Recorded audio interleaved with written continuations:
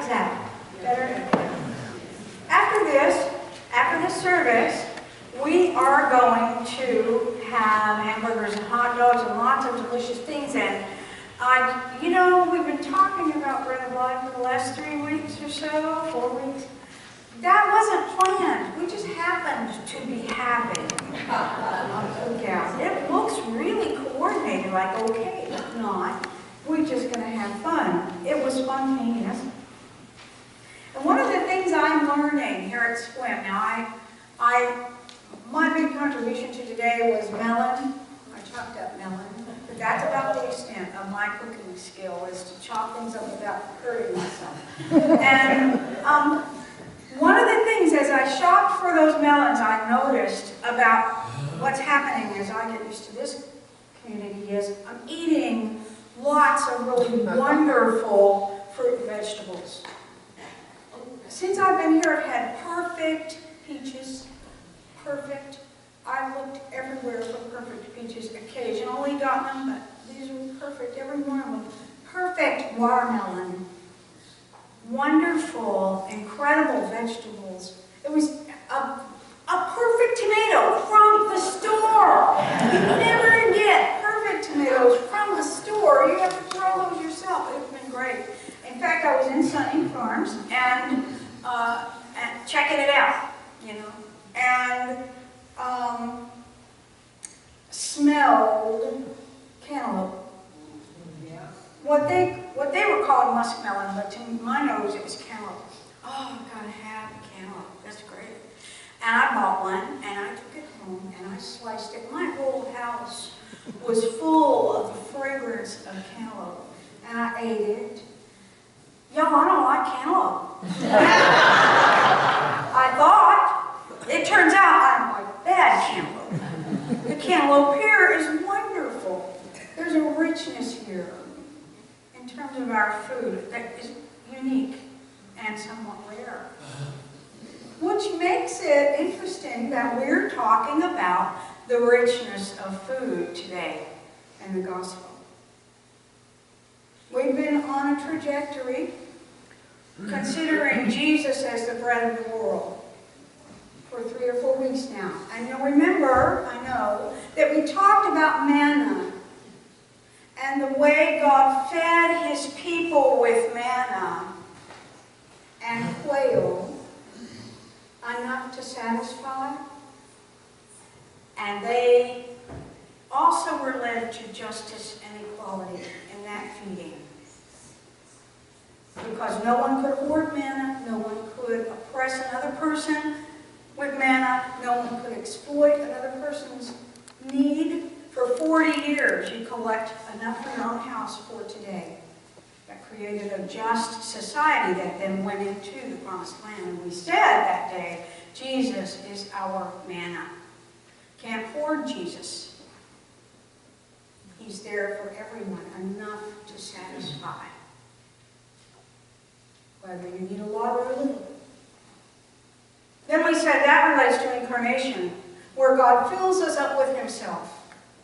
Because that's what we were made for. We were made to be close companions and friends in fellowship with the Trinity and to be full of divine life, with divine light shining out of us. But we lost that ability somehow, and Jesus restores it to us.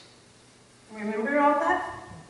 Today is the day when we get down to the nitty-gritty. When we cut that melon and it fills the whole place with the idea of the richness of God. And Jesus is saying very clearly, I am the bread of life. My flesh is bread. My blood is wine for you. I feed you at this altar. Literally, really feed you. We're so tied to what we eat. We have to eat, and yet it's also this whole adventure to eat. It fills us up with richness as well as nourishes us. And Jesus is that for us today. So he said this, and the Jews disputed among themselves, saying, ew,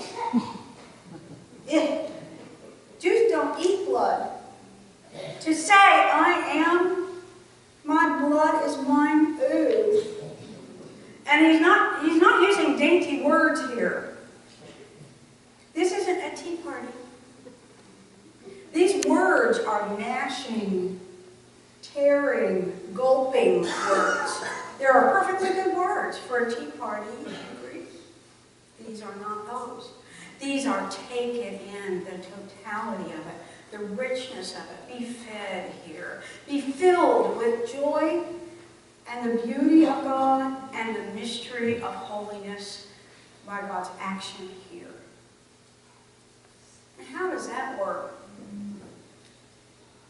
God's gracious because he presents it to us as bread and wine and not flesh and blood. But how does that work? I don't know. Nobody really knows. One of the things we're invited to is mystery. The mystery of the sacrament. And no one's ever solved it. Although there's been a lot of discussion. What this gospel tells us is, let all that go. The logical explanations go. Let your logical mind, your monkey brain, be at rest here. Come instead to this altar and fully experience God here. This is a place where heaven and earth literally, really meet. Is it the only place? No, of course not. Do people only receive God this way and be filled with him? No, of course not. But this is the presence of God here in this place. We should feel so much joy over that, and solemnity and mystery. We should feel so much glory coming from this altar. I remember at Grace in San Marcos, there was a wonderful woman whose name was Clarice. And one day we were talking, Clarice was older, and she always came to church. She was one of those tiny older ladies who came in a hat and a suit every Sunday. She didn't wear gloves, but other than that, just really outfitted for church. And very faithful. She affected all of us with her faith. But one day she asked me, she said, you know, I don't get kids receiving communion. Because when I grew up, you had to be 12 or 13 before you got it. You got it after you were confirmed. That's what it was for me too. I was confirmed at 12. That's when I started receiving. And now we receive, little babies receive. She said, I don't understand that. And I said, Clarice, who does? None of us understands it. We're not there because we understand. We're there because God calls us to be there. And as it happened, the very next Sunday, there's a little fellow, he was about 3, in our congregation, who came with his parents, and they happened to sit beside Clarice the next Sunday. And so, they all happened to be at the altar side by side, and she was beside him. And I went down the row, and I said, the bread of Christ, the body of heaven. You know what I said. To each person. And each person, some of them said, Amen. And I said to him, the body of Christ, the bread of, you know what I said. And he said, wow! As he would say every Sunday, wow! And then eat it. And Clarice told me after that day, okay, now I get it. We should be at the altar with our wows. We should all feel it welling up into us. We're called to wow.